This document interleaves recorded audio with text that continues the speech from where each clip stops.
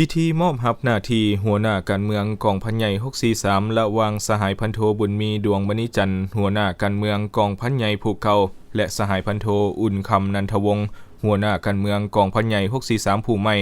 และประกาศแต่งตั้งหัวหน้าหัวหน้าแผนกการเมืองกองพันใหญ่643ได้จัดในวันที่24มีนาคมปี2026โดยการเป็นประธานของสหายพลโทวงศ์ศรอินทร์ปานพิมพ์คณะเลขาธิการศูนย์กลางพรรครองรัฐมนตรีกระทรวงป้องกันประเทศหัวหน้ากรมใหญ่การเมืองกองทัพมีบรรดาแขกถูกเชิญจากกรมพนักงานกรมป้องกันอากาศกองบัญชาการทหารแขวงสิงห์ขวางกองพันใหญ่702โรงเรียนเหล่าหบบ้านแปนโรงหมอบริเวณ101สร้างน้ำมันเลข1สร้างอ9พร้อมด้วยคณะพักคณะบัญชากองพันใหญ่แผนกการกรมกองตลอดฮอดพนักงานหลักแหล่งทั่วกองพันใหญ่เข้าร่วมโอกาสนี้สหายพันโทบุญมีดวงมณีจันทร์เลขาคณะพรรคหัวหน้าการเมืองกองพันใหญ่643ผู้เก่าได้ผ่านบทสรุปย่อเกี่ยวกับบรรดาหน้าเวียกในขอบเขตความรับผิดชอบของตนที่ได้ชี้นำพาในระยะผ่านมาให้ฮู้ว่า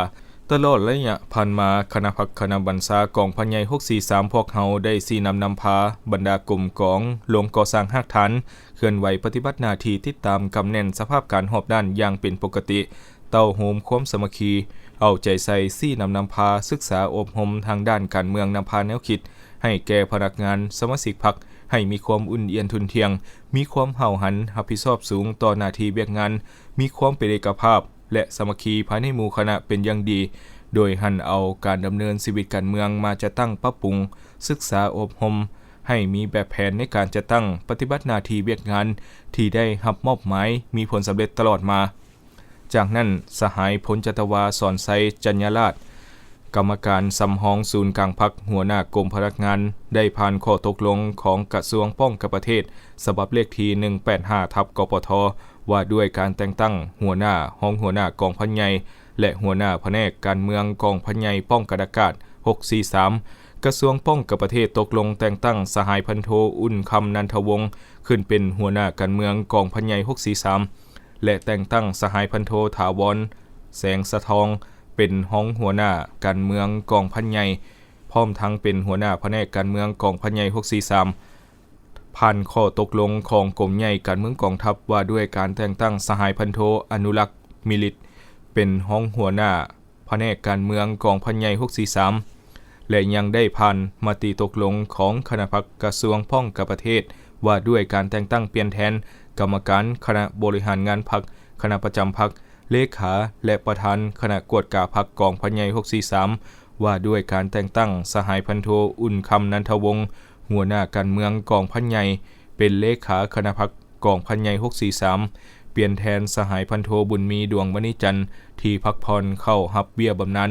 แต่งตั้งสหายพันโทถาวรแสงสะทองเป็นคณะประจำพรรคทั้งเป็นประธานกวดกาพรรคกองพันใหญ่เปลี่ยนแทนสหายพันโทอุ่นคำนันทวงศ์และแต่งตั้งสหายพันโทอนุรักษ์มีฤทธิ์เป็นคณะพรรคกองพันใหญ่643จากนั้นก็ได้ลงนามเซ็นบทบันทึกมอบรับหน้าที่หัวหน้าการเมืองกองพันใหญ่643ระหว่างผู้เก่าและผู้ใหม่อย่างเป็นทางการโอกาสอันมีความหมายสำคัญนี้สหายประธานก็ได้มีความเห็นโอ้ลมและแสดงความย่องยอชมเชยต่อหัวหน้าการเมืองกองพันใหญ่643ผู้เก่าที่ได้สุมเหือแหงสติปัญญาประกอบส่วนเข้าในเวียกงานนำพาซี่นำจนเฮ็ดสำเร็จหน้าที่ในระยะผ่านมาพร้อมทั้งเรียกร้องให้สหายหัวหน้าการเมืองกองพันใหญ่643ผู้ใหม่จงเอาใจใส่สืบต่อปรับปรุงก่อสร้างยกสูงความรู้ความสามารถของตนเข้าในการปรับปรุงบรรษากำลังวิสัยเฉพาะของกรมกองยกสูงเวียกงานศึกษาอบรมการเมืองนำพาแนวคิดให้แก่พนักงานนักรบภายในกรมกองของตนยังมีหลักการวิทยาศาสตร์และทันสมัยเพื่อเฮ็ดสำเร็จหน้าที่การเมืองที่ภาครัฐมอบหมายให้